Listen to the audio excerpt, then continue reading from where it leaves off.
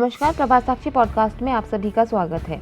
आज के इस पॉडकास्ट में बात करेंगे कि new parliament building made in India वाले संसद भवन को लेकर सियासत क्यों, अनुच्छेद 60 और 111 का कांग्रेस कर रही जिक्र, बीजेपी ने याद दिलाया इंदिरा राजीव का दौर।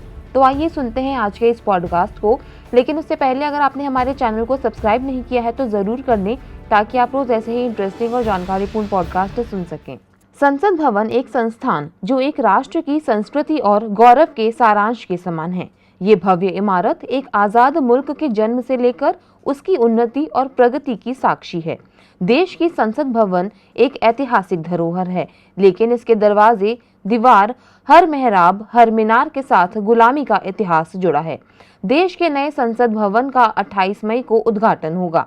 प्रधानमंत्री नरेंद्र मोदी भवन का उद्घाटन करेंगे, लेकिन अब इस खूबसूरत बिल्डिंग को लेकर देश में सियासत छिड़ गई है। विपक्ष की पार्टियां एक एक कर उद्घाटन समारोह के बहिष्कार का ऐलान कर रही हैं। लेकिन गौर करने वाली बात यह है कि अगले साल के लोकसभा चुनाव से पहले जो भी मुद्दा सामने आ रहा है, विपक्ष उसको लेकर मोदी सरकार के खिलाफ मोर्चा तैयार करने की कोशिश कर रहा है। केंद्रीय मंत्री और बीजेपी नेता हरदीप पुरी ने कांग्रेस पर निशाना साधते हुए कहा कि इन्हें हर मुद्दे पर राजनीति करनी है। पुरी की टिप्पणी कांग्रेस के वरिष्ठ नेताओं मल्लिकार्जुन खड़गे, शशि थरूर और मनीष तिवारी द्वारा अपने सुझाव के समर्थन में संविधान के कई लेखों का हवाला देने के घंटों बाद आई कि भारत के राष्ट्रपति को प्रधानमंत्री के बजाय भवन का उद्घाटन करना चाहिए। बीजेपी ने याद दिलाया इंदिरा राजीव का दौर। कांग्रेस के नेता अपने पाखंड को सही ठहराने की कोशिश कर रहे हैं।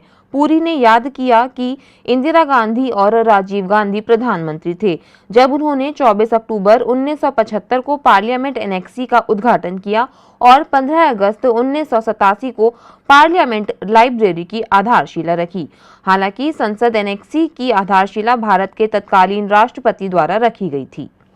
संसद पुस्तकालय का भी उद्घाटन राष्ट्रपति भवन के तत्कालीन निवासी द्वारा किया गया था। प्रधानमंत्री मोदी 28 मई को नई संसद का उद्घाटन करेंगे। 10 दिसंबर 2020 को इसकी आधारशिला भी रखी थी। प्रधानमंत्री ने जुलाई 2017 में संसद एनेक्सी के विस्तार भवन का भी उद्घाटन किया था। संविधान के किन अनुच्छेदों का जिक्र कर कांग्रेस कर रही विरोध? कांग्रेस अध्यक्ष खड़गे ने कहा कि राष्ट्रपति, सरकार, विपक्ष और प्रत्येक नागरिक का समान रूप से प्रतिनिधित्व करते हैं। उन्हें नए संसद भवन का उद्घाटन करना चाहिए।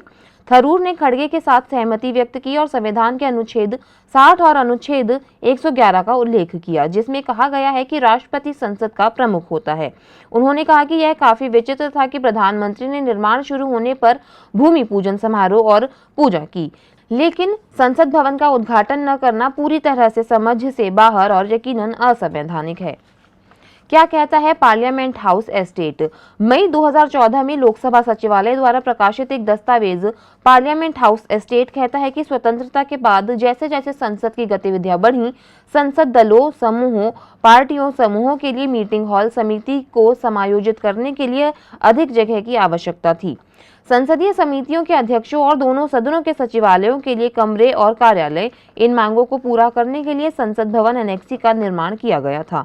इमारत को केंद्रीय लोक निर्माण विभाग के मुख्य वास्तुकार J.M. बेंजामिन द्वारा डिजाइन किया गया था और इसकी आधारशिला 3 अगस्त 1970 को तत्कालीन राष्ट्रपति V.V. गिरी द्वारा रखी गई थी।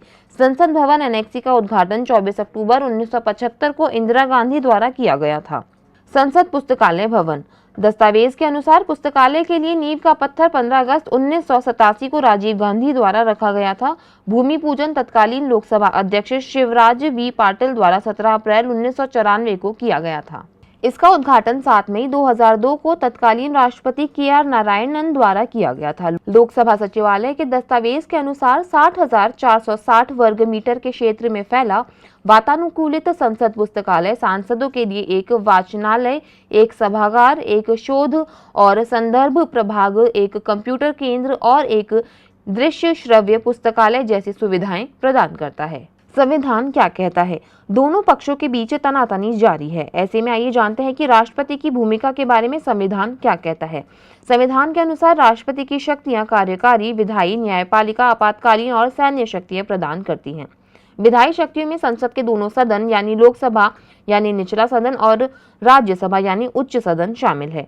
अनुच्छेद 79 में आगे कहा गया है कि संघ के लिए एक संसद होगी जिसमें राष्ट्रपति और 2 सदन राज्यों की परिषद राज्यसभा और लोकसभा शामिल होंगे।